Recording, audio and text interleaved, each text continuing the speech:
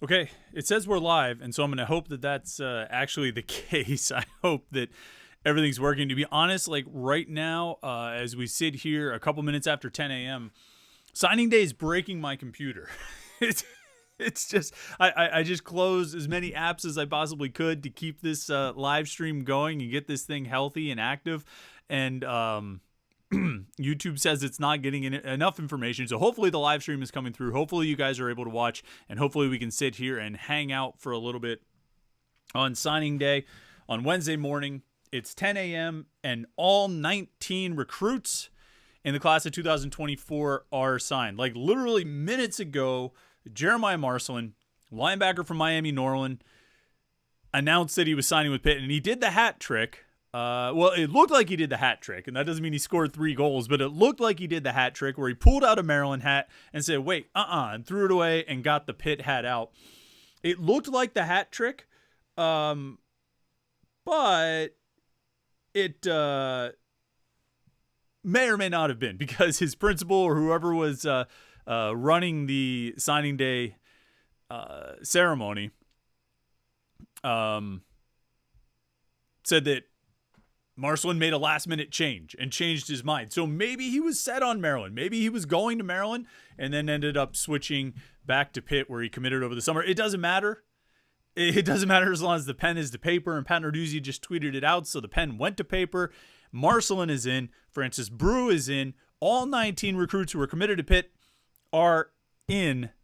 And that's the recruiting class of 2024. That doesn't mean that there can't be more surprises. That doesn't mean that they might not add guys in February, but the class of 2024 is signed. I imagine during this hour they will start announcing some of the transfers and things like that, and we'll talk about those guys as well. Pitt just got 2 more transfers to commit yesterday. Got to think they're pushing hard to get a couple more of those guys, and we'll see what announcements come out here. But the recruiting class, the 2024 recruiting class is in, and since it's signing day, we said we got to do a special live stream. If you recall last year, I think we did like multiple live streams throughout the day before Pat Narduzzi's press conference. Narduzzi's going to talk at 1 o'clock today. We'll have video of that right here on youtube.com/Panther-Lair.com after he gets done. And so you want to make sure you stay tuned here at youtube.com/Panther-Lair.com so you don't miss that. And in the meantime, we've got a ton of content at Panther-Lair.com, Panther-Lair.com, Pittsburgh.rivals.com. We've got capsules on all 19 of the recruits who signed with Pitt. We'll have write-ups on the transfers coming as well. And then sort of cross-pollination between Panther-Lair.com and youtube.com/Panther-Lair.com. We got video interviews with about half the class so far, and we hope to fill that out as it goes. We got our interview with Maurice Schmoranzer on the front page of Panther-Lair.com right now. You can go check that out. Great conversation with Mo Schmo. This is a lot of fun to talk to him, and I think you'll find that pretty interesting. German national who moved to Roanoke, Virginia 2 years ago as a 180-pound wide receiver, and now he's a lineman, a 280-pound lineman. He added 100 pounds over the last 2 years, which most of us would not want to do, but it worked out pretty well for Mo. And potentially could play on the offensive line or the defensive line. So that's a pretty interesting situation there, and we'll see where he ends up. But look, we got a lot of things to get to. As always, like this video if you don't mind. We'd appreciate it if you like this video, so you can and subscribe to our YouTube channel, youtube.com/Panther-Lair.com, so you don't miss any of our Pitt video content. I got a lot of thoughts on this class. I've already said a lot of them already over the last couple of days, and I'll say more here today about this class. But if you want to make sure you get into the, if you want to say something about the class, you want to ask a question about the class, use the chat screen on the right-hand side of the screen.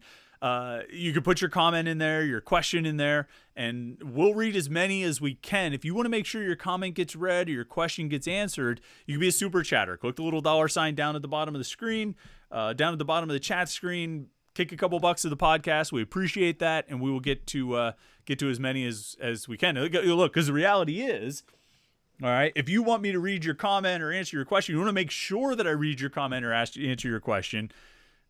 You become a super chatter, and what did I say on the Morning Pit this morning? And I'm going to write it again in the 3-2-1 column on Friday. And it's just a reality that you got to remind yourself, cash rules everything around me. And I said it on the Morning Pit, and today's Morning Pit, we released it this morning. really released it on YouTube about 2 hours before signing day even started. We put that video out at about 5 a.m. And but it's not dated. I specifically didn't make it so it was dated. I sort of touched on some broader topics and things that we wanted to talk about, sort of setting the table for signing day, and it's still worth checking out. So if you haven't watched the Morning Pit, I highly recommend going to check it out. Scott Martin says, "How about a shot, Chris, for a good class?" No, we're not doing shots at 10 a.m., Scott. Not today, at least. There's a lot of work to do today. This is a long day, Scott. I mean, in addition to the signing day stuff, we got the Pat Narduzzi press conference at 1 o'clock, and then there's a Pitt basketball game tonight. You could do shots, Scott. I've got a little bit too much to do. I got to take my kid to the eye doctor this afternoon. I mean, like, there's way too many things to do to start doing shots at 10 a.m. But maybe if they made signing day an evening event, maybe we could get into that. But look, what I said on the Morning Pit, and I'll reiterate it here, is everything you see today, and I'm talking about Pitt, but I'm talking about across the country. And somebody made a comment about that 5-star quarterback who flipped to Nebraska today. I can't believe he signed there. Look, everything that you see today, every signing, every surprise, every flip, recruits, transfers, whatever it is, okay? And I'm talking about Pitt, but I'm talking about the entirety of college football on this day, on December 20th. Everything you see today has been touched by NIL. Every bit. I mean, really, every part of it, okay? And I don't think I can stress that enough, and I can't stress enough the fact that this is not hyperbole. I'm not exaggerating. I'm not talking, I'm not, speaking in just, I'm not trying to have a hot take. I'm not trying to, what would be the best way? I'm not trying to be some sort of like shock talker here. I'm very bad at that kind of thing. I'm telling you that the reality of this, everything is touched by NIL. So when you look at Pitt and you look around the country, and look, there's lots of storylines developing across the country. It's fun to follow, like the national rivals guys and everybody else covering college football across the country right now. It's fun to follow it because there's interesting storylines. That stuff is especially when it's not your school tied up in the drama of losing guys or trying to flip guys. It's fun to it's fun to look around and follow those national storylines, but understand that every single one is touched by NIL. Okay, and that's just the reality of it. So somebody's actually trying to call me right now, and I guess they're not watching the live stream. But if you are watching the live stream, I'm going to be on for about an hour or so I'm not going to be able to take your call. So I'll have to get back to you after 11 or so. All right, Pitt recruiting class. Two big storylines about Pitt recruiting class today. One of the biggest storylines, of course, being, we talked about it on yesterday, Tuesday, is what we call the day before today. Losing track of my days, man. We talked about it yesterday. The among the biggest storylines would be whether or not Pitt held on to Francis Brew, the 4-star defensive tackle from Ohio, and Jeremiah Marcelin, the 3-star linebacker from Miami. Now, I already said it, because Marcelin announced that he was committing with Pitt or staying with Pitt, literally minutes before we started the live stream here. So that one's in. And then Francis Brew, the 4-star defensive tackle who took an official visit to Michigan State last weekend, both end up sticking with Pitt. And this is huge. I think it's big. I mean, it's big on a lot of levels. One, there's two things I want to say about this with both guys, and I'm trying to decide which order to go in. Look, the first one, why it's so big, I think, to keep Francis Brew and Jeremiah Marcelin is it's a sign of Pitt being competitive. And I'm not just talking about winning 20 games over the course of 2 years and ACC championships and all of that. And when I say Pitt, I'm speaking sort of broadly to the larger sort of ecosystem of Pitt and its recruiting efforts, both with high school prospects and the transfer portal. And when you see Pitt hold on to Francis Brew in light of aggressive pressure from Michigan State, and you see Pitt hold on to Jeremiah Marcelin in light of aggressive pressure from Maryland. And in both cases, when I'm talking about aggressive pressure, I'm not just talking about those guys blowing up their phones and sending a lot of DMs and handwritten letters and all that kind of thing. Home visit with a lot of you know what I'm talking about. What did I say at the very beginning? What is touching every element here in recruiting, high school and transfer? Okay. And so Francis Brew with Michigan State, Jeremiah Marcelin with Maryland, aggressive pressure from both coaching staffs. And in both occasions, Pitt, and I'm talking about the larger ecosystem of Pitt, not necessarily the Pitt coaches, but sort of everyone operating on Pitt's behalf, got it done. In whatever way, and whatever that means in 2023, they got it done and held on to those two guys. Look, when you take an official visit right before signing day, literally 3 days before signing day, that's a concern. You know, when you have a guy who's been committed since the summer and he's talking about he's not sure where he's going to sign and he's tweeting out photos of the guy who can't decide which button to push and all this stuff, that's a concern. And you're in trouble. You're in a danger zone with those guys. And I predicted earlier this week, I thought they would lose Brew and gain and hold on to Marcelin. And they ended up keeping both guys. When I said that, when I made that prediction, and who was it? Somebody here, Scott Eisenberg said in the chat, he said, for once, Chris, you got a prediction wrong. But it ended up working in Pitt's favor. Right. So if there was one to get wrong out of my prediction that they would keep Marcelin and lose Brew, if there was one to get wrong there, it was the prediction about losing Brew, which I did get wrong and, worked out in Pitt's favor for sure. At the time when I made that prediction, that was where things were leaning. It's a sign of how things can change and how quickly things change that Pitt was able to sort of swing the pendulum back and hold on to those two guys in the 2024 recruiting class. That's the first thing that stands out to me about holding on to those two guys. The second thing is what they mean for the team. All right. Francis Brew, 4-star defensive tackle. He was moved up to 4 stars at the end of his senior season at Thomas Worthington High School. That makes him, plus Jasir Winnington, another 4-star defensive tackle, plus Sincere Edwards, a 4-star defensive end, plus Zach Crothers, a 3-star defensive end, who has ridiculous production this year. I thought I could rattle his numbers off the top of my head, but I didn't quite have it ready. Let me bring those up because he was ridiculously productive in his senior season of high school. Oh, I can't find his page here. I think he had 22.5 tackles for loss, 13 sacks. Oh, here's his page. 22.5 tackles for loss, 13 sacks, 1 interception, and 1 forced fumble. Led his team to a 14-0 record, a perfect 14-0 record, state championship win, and they gave up 1 touchdown total in the final 7 games. So you got those guys all joining this defensive line group, plus Ty Uhas from Central Catholic, who could play D end or D tackle, plus Maurice Schmorenzer, who I talked about earlier, could potentially play offensive line or defensive line. He's been an offensive line commitment. He committed as an offensive lineman, but recently the Pitt coaches told him they might look at him as a D tackle. Charlie Partridge has communicated or Pat Narduzzi told Maurice that Charlie Partridge is excited about potentially working with him. And so my point here is that Francis Brew is really important because he's a big part of the rebuild of Pitt's defensive line.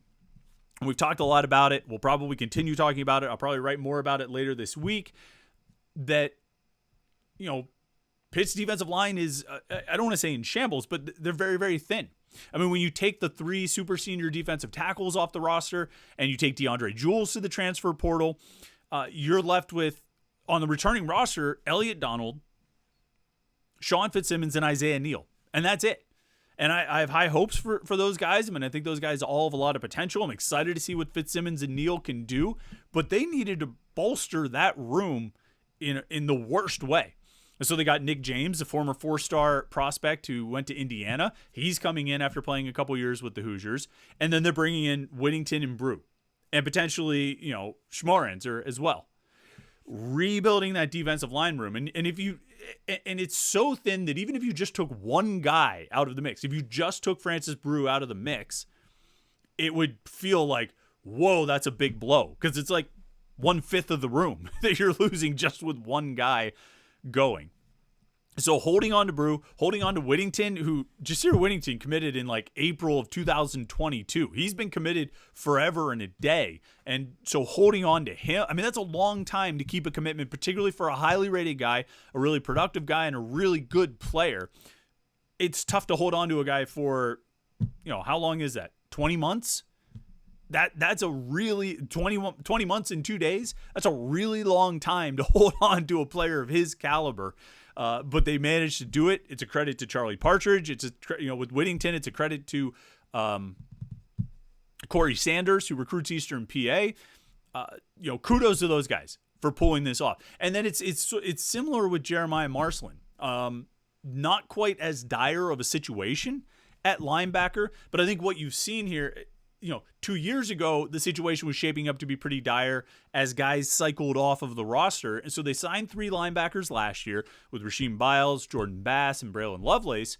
And now they're bringing in 3 this year with Marcelin, Cameron Lindsay, and Davin Bruton. And I'll be honest, I like all 6 of those guys. I don't really see a guy who's too questionable. That doesn't mean all 6 are going to pan out and be good, but I mean, the 3 from last year's class all contributed this year as freshmen. Braylon Lovelace had a scoop and score touchdown at Virginia Tech. Rasheem Biles blocked 2 punts. Jordan Bass might have the highest upside out of any of these 6 guys, and he got on the field last year. This past fall, I think he could potentially play. He could play any of the 3 linebacker spots. As much as any guy that they've signed, maybe except for Cameron Lindsay, I think Bass is best positioned to play any of those 3 spots, physically. He's got to learn the defense and master it and all that stuff if he wants to be the middle linebacker. But physically, he's as well positioned to play all 3 linebacker spots as anybody I think that they've signed over the last 2 years. I think he could be a middle linebacker. He could also be a stud outside linebacker, either at star on the wide side of the field or money on the short side of the field. Davin Bruton looks like a prototypical middle linebacker, almost of the ilk of those, the HB Blades, Scott McKillop type of middle linebacker, which you don't entirely want in this year's, in the 2024 ACC. I think he's a little bit quicker. He's 6'1", 225, though. He's a big dude. He's a, tackling machine with 132 tackles this past season, 16 tackles for loss. Another state championship guy. And just, an all-around really good player. And then Cameron Lindsay, of course, we know about him. He was the driving force between Aliquippa. I still can't get over the fact that Aliquippa posted an undefeated state championship season for the first time in school history this year. I'm still shocked by that. And enough people who know the Whippeal and Whippeal history better than me have said it, so I trust them. But I almost want to go back and look through every Aliquippa season in history. I can't believe that never before this year did Aliquippa post a truly perfect season, undefeated state championship. But they did it this year, and Cameron Lindsay was a big, big part of it on both sides of the ball. And I think he's going to be really good when he gets to Pitt. He could be a middle linebacker. He could play outside. I think he's going to be good. So the model there of what they've done over the last 2 years at linebacker with last year's class and this year's class, I think it's, they've rebuilt the group. They have restocked the linebacker room with really talented players, and they seem to be set up pretty well going forward. Now, some of those guys, obviously the guys from last year's class are going to have to contribute in 2024. We'll see if they're able to add any linebackers out of the transfer portal. They missed on one guy, but sort of some indication that they're getting a different guy. We'll keep an eye on that. But you're still, no matter what you get, no matter what you bring out of the portal, unless you bring in 4 transfer linebackers, and they're not going to do that, you're going to be relying on Bass and Biles and Lovelace at the very least. Kyle Lewis will be a redshirt sophomore. He's going to be a key piece of the rotation. Bringing back Brandon George helps. Solomon DeShields obviously is going to be the leader of that group. And then I think some of these, last year, this past fall, none of the freshman linebackers redshirted. And I wouldn't be surprised if we see something similar happen this year. Maybe 1 redshirts out of the 3 guys who are coming in. But it's, overall, those guys are going to be on the field. I think, at least 2 will not redshirt, and maybe all 3. Again, kind of like was the case last year. Which we could go on a longer conversation about redshirting, particularly positions like linebacker, where you can get useful, meaningful contributions on special teams, and as time moves on and the transfer portal and guys just leaving in the numbers that they are.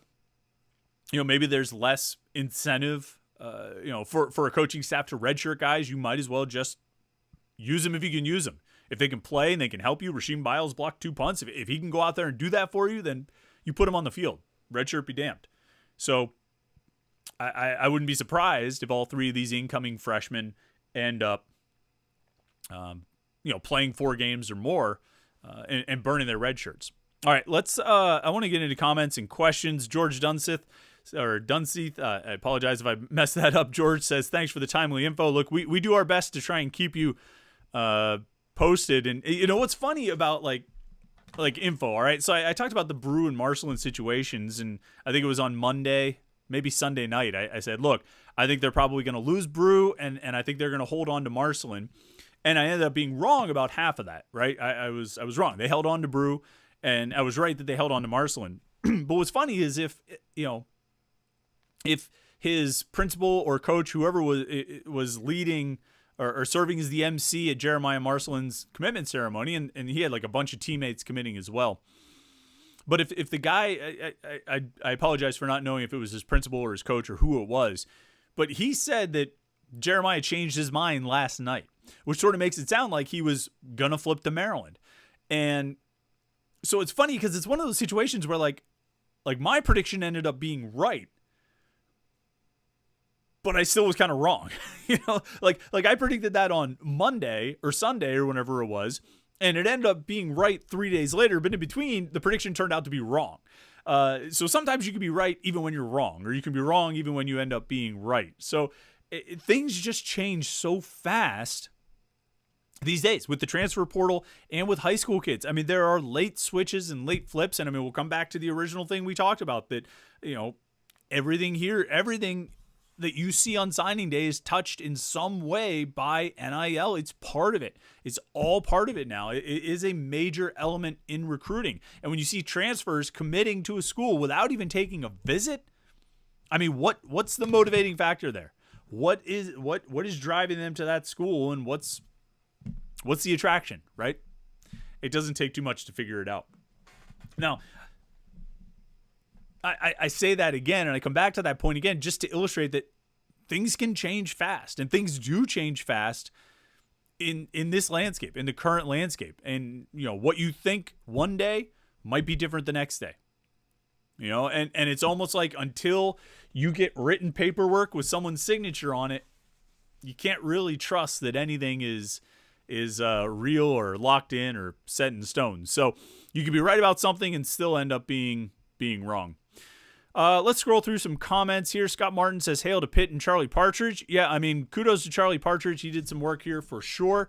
Landing, 5 defensive linemen and potentially 6, depending on what Maurice Schmorenzer ends up doing. And then, going into the transfer portal. And they got more guys out of the portal yesterday. David Ojebwe, who've been, the Clemson defensive end, who played in 2 games, I think, as a true freshman this past season. He was a 4-star recruit in the class of 2023.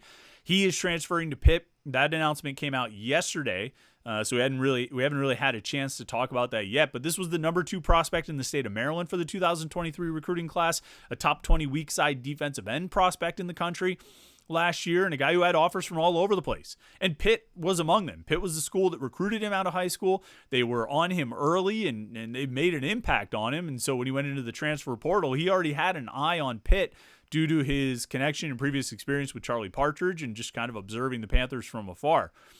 So adding a former 4-star to go with this group, plus Nick James, the defensive tackle from Indiana, another former 4-star, and Nate Matlack, the defensive end from Kansas State, who had decent production, really. When you look at the defensive scheme that he was playing in, with the Wildcats playing like a 3-3-5 defense where, we've all...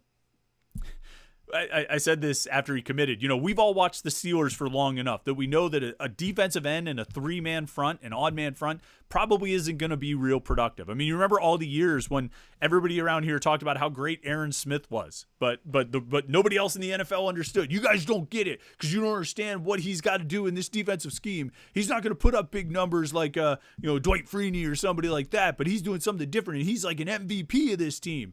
I mean, we would all say that, remember? And the Steelers would say it, and the Steelers coaches would say it. Everybody would say it. It's not a productive position to play defensive end in a three-man front. Mostly you're just trying to work inside and get double teams to free up the pass rushers. Well, even playing in that scheme where you're really not going to be very productive, this past year he had 4 sacks and 7.5 tackles for loss. And that may not sound like much, but that would have been tied for third on Pitt's roster last year. And Pitt last year, obviously played 4 defensive linemen, had a traditional pass rushers off the edge, and Nate Matlack basically matched their production. You talk about losing Sam Okunlola. Matlack had basically Okunlola's production, maybe a little bit. I think Okunlola had 5 sacks. Matlack had 4. So his thought, and I think Charlie Partridge is thinking this too, is that moving into a 4-man front, playing defensive end coming off the edge, will give him a better opportunity to produce and make plays. So when we talk about Partridge and the work that Partridge did this offseason, okay, I don't even know. I need 2 hands to count it. Sincere Edwards, 4-star defensive end. Jasir Whittington, 4-star defensive tackle. Francis Brew, 4-star defensive tackle. David Ojebwe, former 4-star defensive end. Nick James, former 4-star defensive tackle. Nate Matlack, a 5th-year player with all that college experience. Ty Uhas, a local defensive line prospect who can play end or tackle. I'm not really sure which spot he'll end up. I'm guessing he'll start at end and move to tackle, but maybe he'll start at tackle and move. Who knows?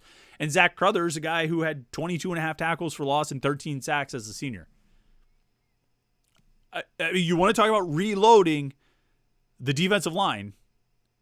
That's 8 guys joining that room. And plus Maurice Schmerzer. It might be 9. And who knows? Maybe they'll get another transfer. Maybe they'll have a full 10 additions to the defensive line room. You talk about rebuilding a room and changing a room over in 1 year. That room has been rebuilt. Even if we go with the minimum of 8 guys, you add 8 guys to the defensive line room. And what's the split on ends and tackles? You have Whittington, Brew, James at tackle. You have Ojebwe, Edwards, Crothers at end, and Matlack at end. Let's call Uhas a tackle just to even it out. You got 4 of each that you're just infusion of talent. And with James, Ojebwe, and Matlack, you've got experience. These guys, even if Ojebwe only played in 2 games last year, he's been around a college football program. He's been in a college strength program. He knows what it's like to actually go through a college football season and a college football training camp. I think he might have enrolled early as well. So a college football spring camp. I could be wrong about it. Don't quote me on that part. But he's been around. He's seen what the level of commitment is. He's seen what it takes to play at that level, particularly with a program that has, I think pretty high standards in Clemson.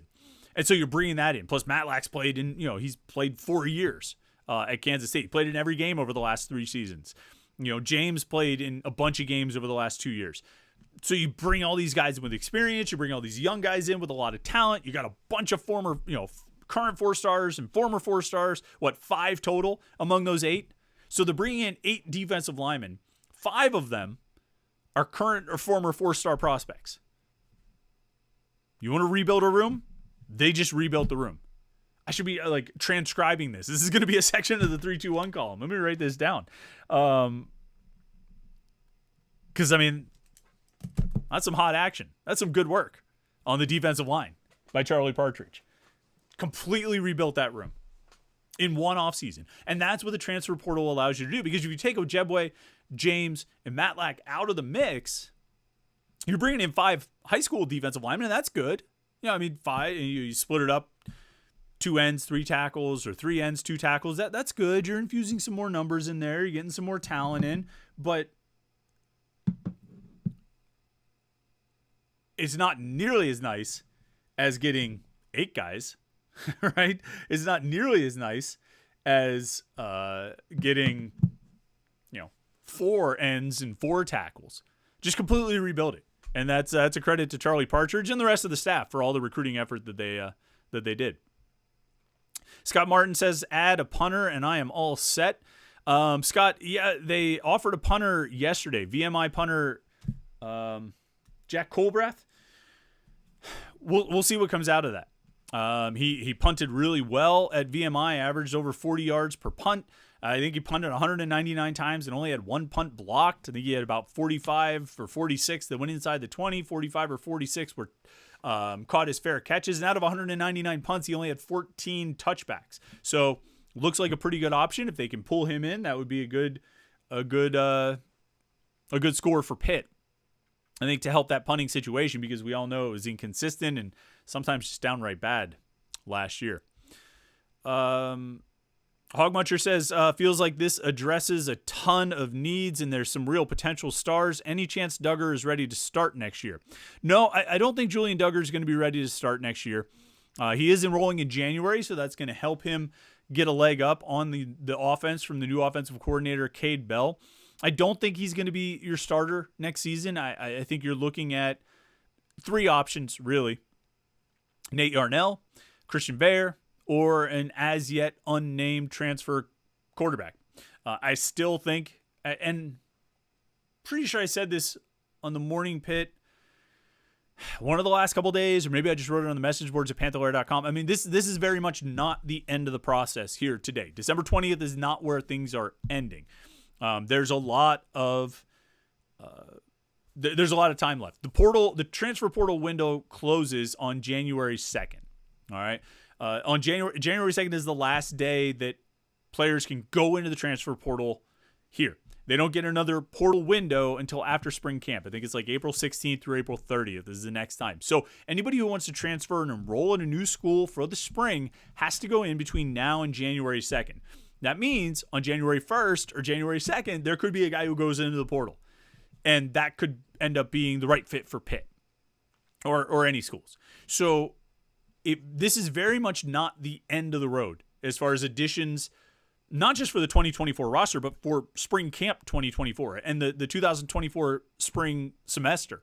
That is very much still open, and I think they will add guys, and I think they will add a quarterback. I think there will be a quarterback in that that goes into the portal sometime between now and January 2nd, and that's who they'll add. And I think that guy, whoever it is, will probably be someone they're eyeing as a potential starter, which would mean somebody who comes in and competes with Yarnell and Baer to try and get that starting job. But you're right. I think it addresses a lot of needs, just on the lines. And we talked about this, I think, yesterday during the Storylines episode of the Morning Pit. I mean, I keep going on and on about the defensive line, but they're signing 5 offensive linemen too, or 4 offensive linemen too, which is another huge class, and really rebuilding some depth. They're really in a situation here where this year did it a little bit last year at some positions, linebacker, wide receiver last year in particular, and this year certainly on the lines is a big area of emphasis. But after all the sort of roster clutter from the super seniors over the last few years, where those guys were taking up extra roster spots that they really weren't supposed to be taking, that if there had never been a COVID exemption for an extra year of eligibility, those super seniors wouldn't have kept coming back and those roster spots would not have been occupied. So they would have been able to balance out loading backfilling the rooms, each position group, a little more balanced approach to it. But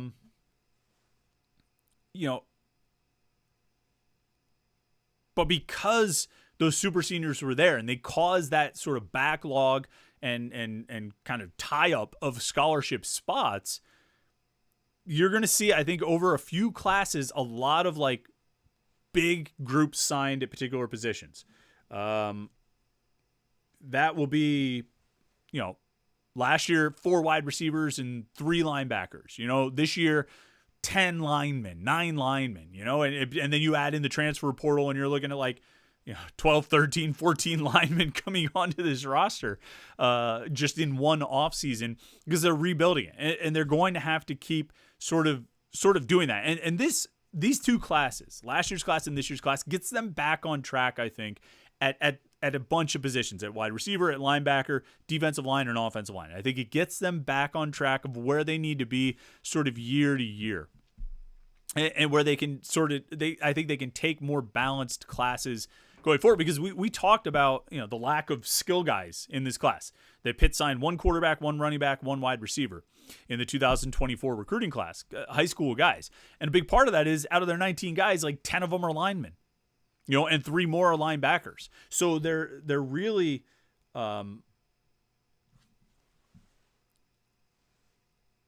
they emphasize those positions in this class, to the shortage of receivers and running backs. But they took so many receivers last year that I'm sure they would have liked more than one wide receiver in this recruiting class. They obviously they're bringing in a transfer from Western Carolina, so they'll have that to work with.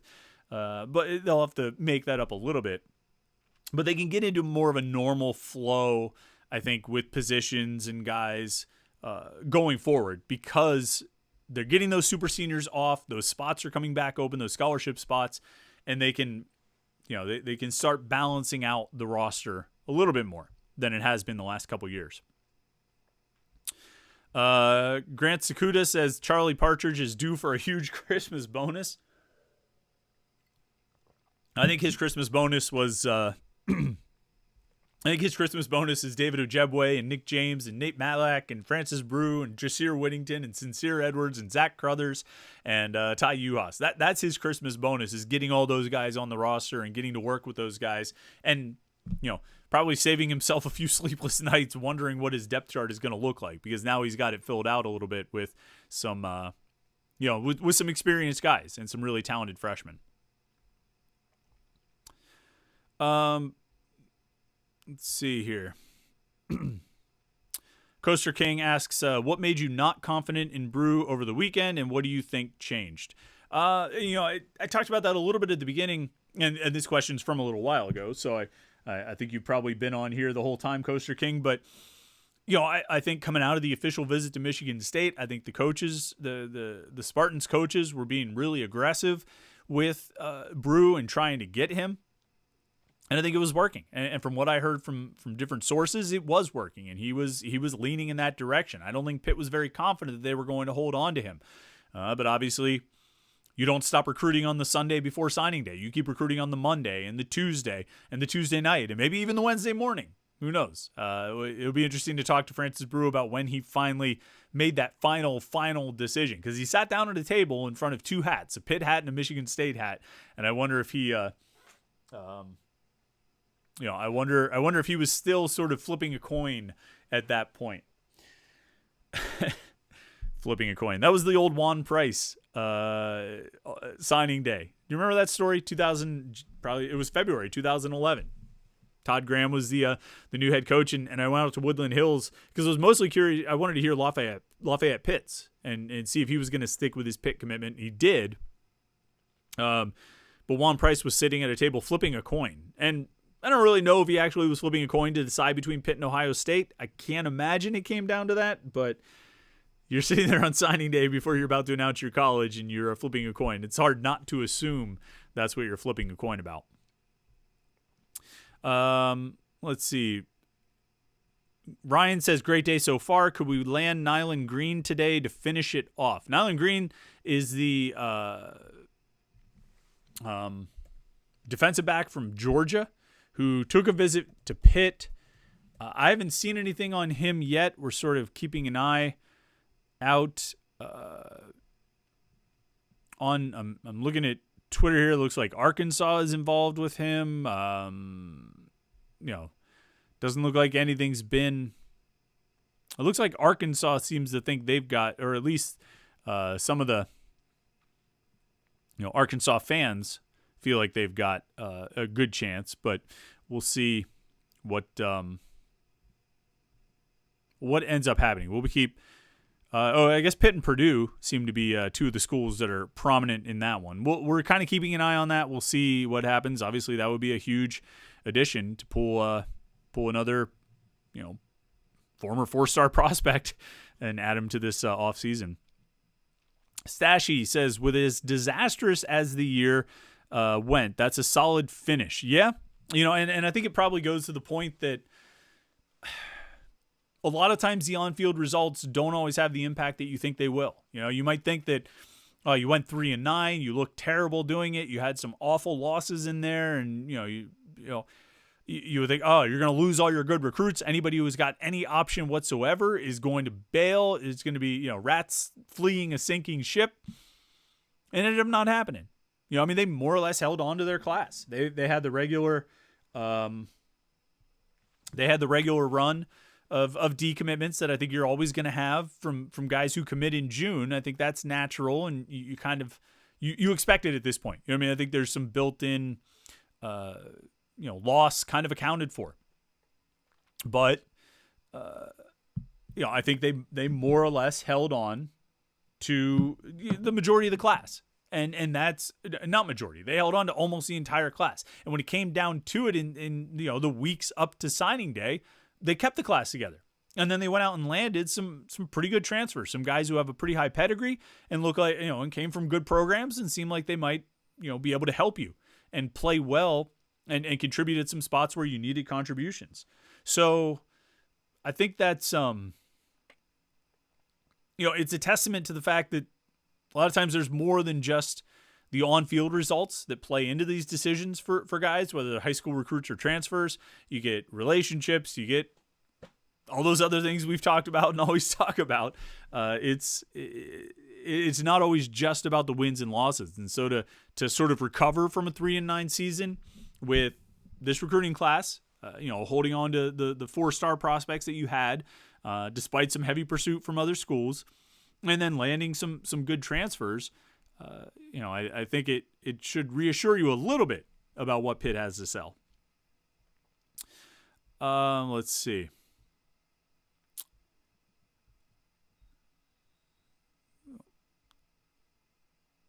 Oh.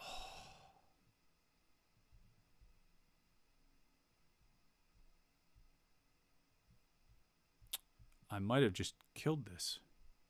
Did I just kill it?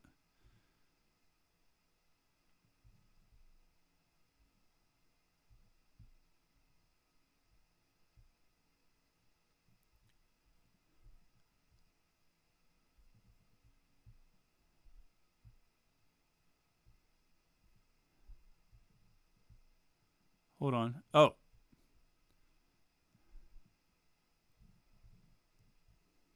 There we go. I'm sorry if I apologize for that. I accidentally clicked myself out. Oh, I'm still on. Good. Thank you, Justin. This runs through the YouTube website on the browser, and I hit back accidentally or swipe my fingers to the side, and it took me out of the screen. I was like, oh no, is my stream dead? So okay, thanks guys. I appreciate you chiming in. We're here. We're still rolling. Chris asks, he's a super chatter, and he asks, Chris, is there any chance Pitt goes hard for Malik Murphy?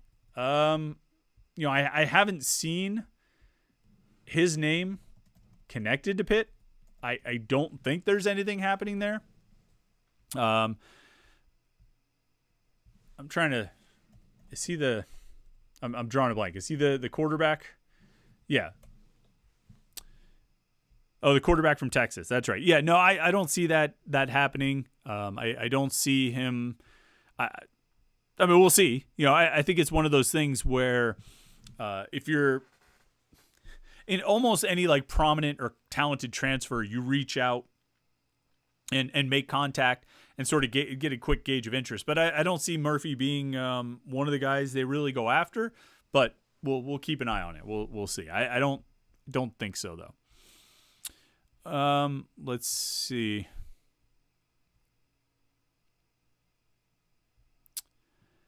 Franklin King asks, would the staff be transparent with the recruits about possible position coaching changes going forward, or is that something that's hidden to ensure their signing? It's a good question. So you mean if Pat Narduzzi's planning to make changes to the assistant coaching staff, would he tell recruits about it before he makes those changes? Maybe so Julian Duggar said that Narduzzi called him and told him that Frank Cignetti was getting fired before the news got public. I never asked Julian Duggar what day or when Narduzzi called him. I don't think he called him before. So remember, that was a Sunday. Cignetti got fired on a Sunday, the day after the Duke game. And I don't think Narduzzi called him Sunday, or I don't think Narduzzi called him on Thursday and said, hey, we're going to fire Frank Cignetti in 3 days or anything like that. So, maybe he called him Sunday morning. He might have called him Sunday morning and said, listen, Julian, I want you to know before the news gets out that we made this decision. I think they would do that. I don't think they would. I don't think, so if we're talking about assistant coaches who are on the staff right now, I don't think Narduzzi is telling them, hey, we're going to fire this guy, we're going to fire that guy. I mean, that wouldn't be fair to the assistant coaches. You would think that the assistant coaches would know first and the recruits would know after that, and still maybe before it becomes public. But, I don't think the recruits would know before the assistant coaches know. You know what I mean? I don't think that would be fair to the assistant coaches to go that direction. So to answer your question, no, I don't think Pat Narduzzi's being transparent about that. I think changes that will be made after signing day, maybe waiting until the coaching convention, but I think there will be more changes to the coaching staff. When they'll happen, I'm not sure. I wouldn't be surprised if they don't happen until the coaching convention in what I think it's usually the first week of January. That's often when Pat Narduzzi likes to make those kind of moves. So I think that would probably be what we're looking at. And right now, I mean, you got your class signed. You've got a lot of transfers. You're still working on some other guys, but you don't need to rush firing other assistant coaches or making other coaching changes. You've got a little bit of time. I think you needed to make the coordinator change quickly, so you could get a new guy in and he could, kind of hit the ground running with helping you with going after transfers and recruits and everything. But I think, otherwise with the other assistant coaching spots, I don't think you have too much pressure to get it done quickly. Will says, got to give Alliance 412 their props for how National Letter of Intent Day played out today too. Yeah, I think there's I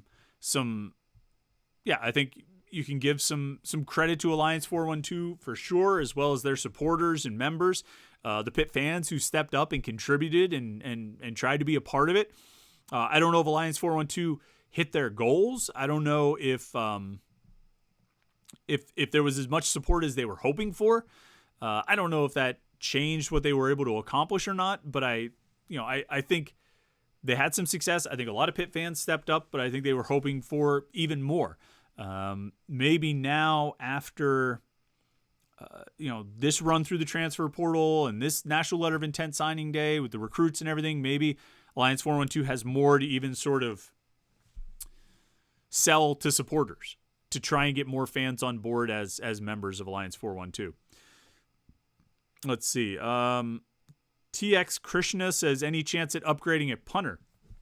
And we talked about that a little bit earlier. Jack Coolbreath, the punter at VMI, got an offer from Pitt yesterday. He's an interesting guy. He went into the portal. He got an offer from Pitt yesterday. And Pitt is his only Power 5 offer. He averaged 43 yards per punt, punted 199 times, only had one of them blocked. Only had 14 touchbacks on 199 punts. I mean, pretty good performances. I think put about 45 or 46 of them inside the 20, got 45 or 46 fair catches. So pretty good punter, and it looks like they're attempting to upgrade there. We'll see what comes of it. Ryan says, would you trade the new line additions for the guys we had departed? And hopefully we land another defensive tackle too. Let's look at let me just bring up the list real quick so I don't miss anybody. Let's look at guys who departed and guys who came in. Defensive line departures, DeAndre Jules and Sam Okunlola.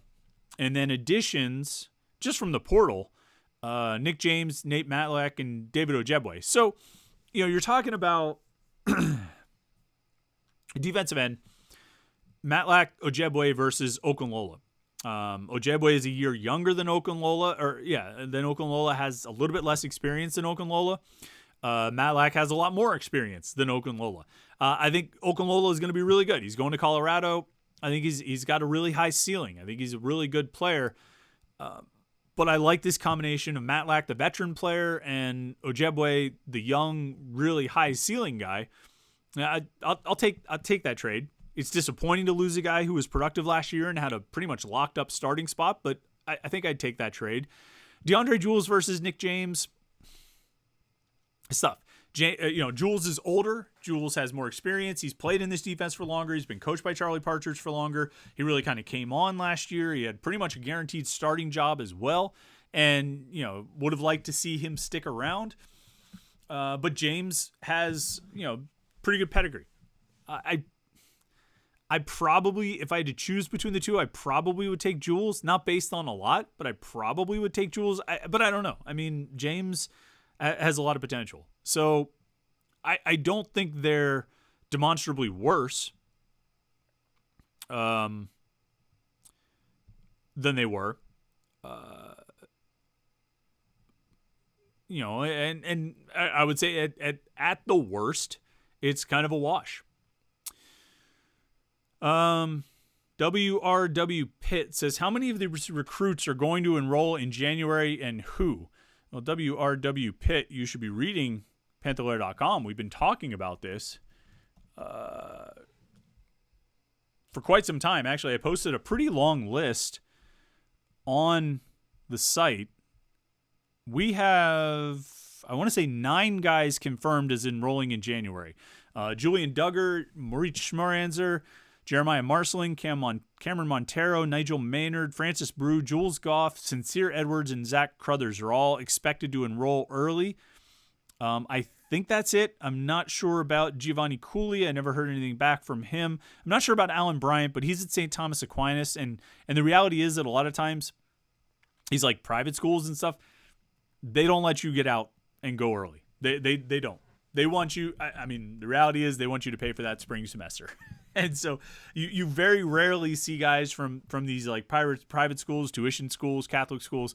You very rarely see them end up going and enrolling, graduating in December and enrolling in college early. They want you to be there. Central Catholic guys don't graduate early. It's just they want to make sure you're there for your full 4 years, 8 semesters of high school, or as many semesters as possible. So I think that's it. 9 guys, but I mean, that's a bigger group than last year. And it's a good group. You've got the quarterback. You've got some linemen in there. You've got, the wide receiver and the running back, Cameron Montero and Jules Goff, respectively. You got Francis Brew coming in and Sincere Edwards coming in. So you've got good guys coming in January, getting a head start on everything.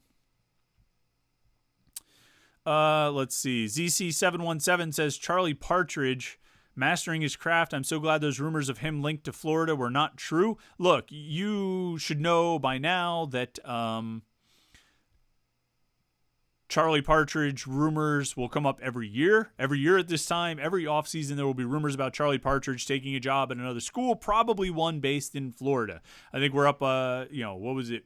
Was it Miami this past year? It was Florida this past year. So I think we're up to Florida State in the rotation, and then it'll be Miami after that. They'll just keep rotating around.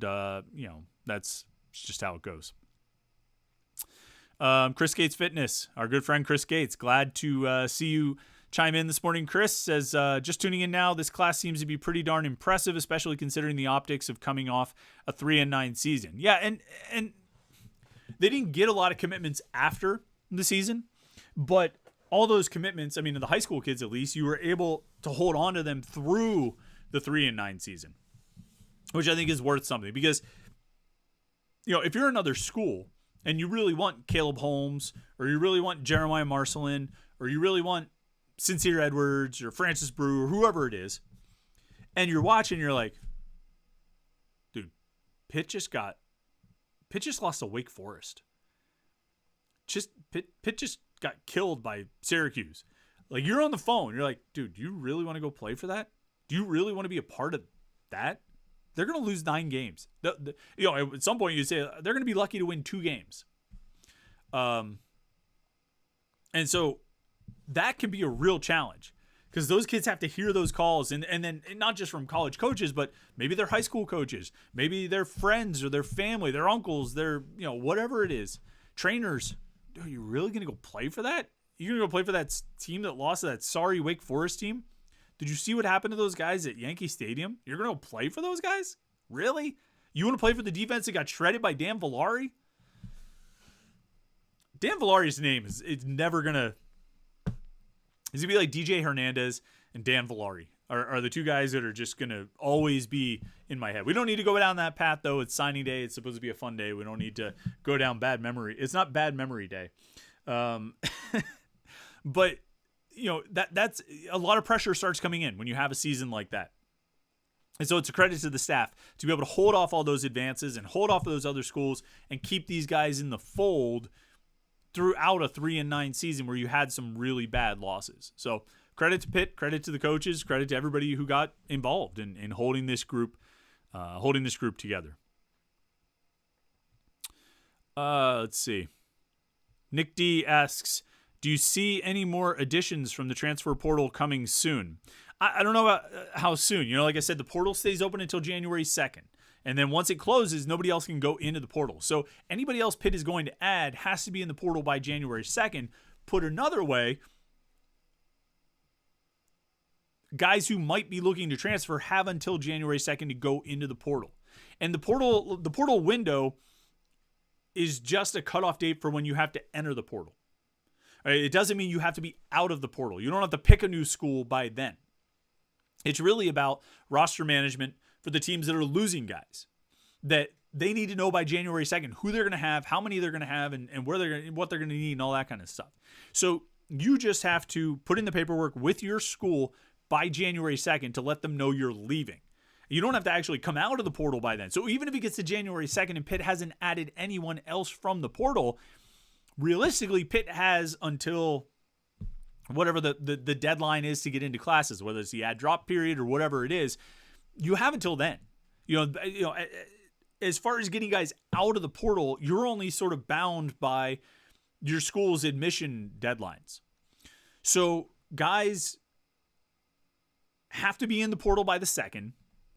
But even if Pitt has added 0 transfers by January 2nd, that doesn't mean they won't add more guys by the spring. Now, I think it'll happen sooner than that.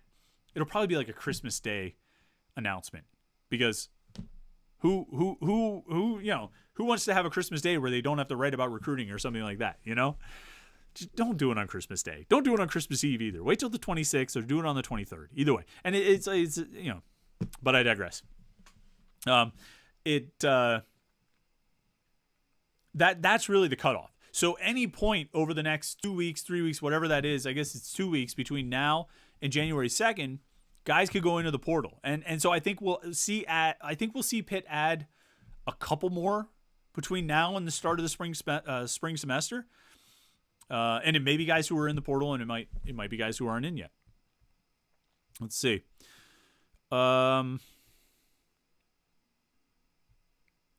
TX Krishna asks, when do the transfers actually sign? So the thing about the transfers signing, they don't really have I guess they could sign a letter of intent.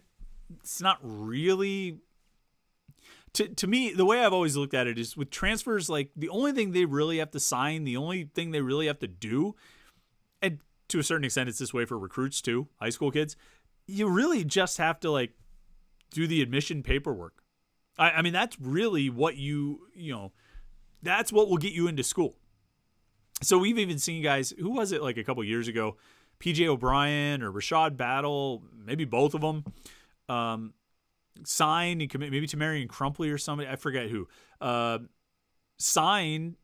committed and signed after signing day. It was around Christmas or between Christmas and New Year's or something like that. And they enrolled in January, and really all they really had to do was get the paperwork in, the school paperwork, the admissions and enrollment paperwork. the letter of intent really isn't that important. And it's really not important. It's not even, I don't even really think it's a thing for transfers. I mean, transfers just have to get the paperwork in. Now, you'd like to see something official and legally binding and something that Pitt could announce and Pat Narduzzi could talk about these guys. That would be ideal. Because then you would know that David Ojebwe is off the market and Nick James is off the market and so on and so forth. Jake Overman, the tight end from Oregon State who committed yesterday. We didn't even get a chance to talk about him.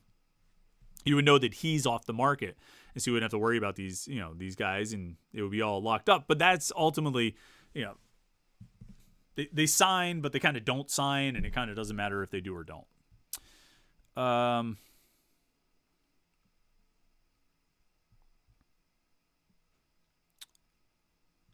Scrolling through here.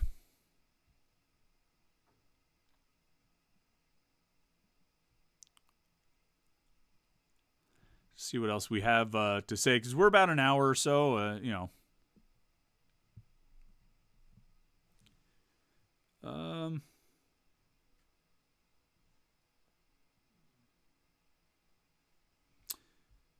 here's a question I'm going to take before thinking about my answer. Beach Dante says, from all the years of covering Pitt on National Signing Day, which year had the most chaos involving Pitt?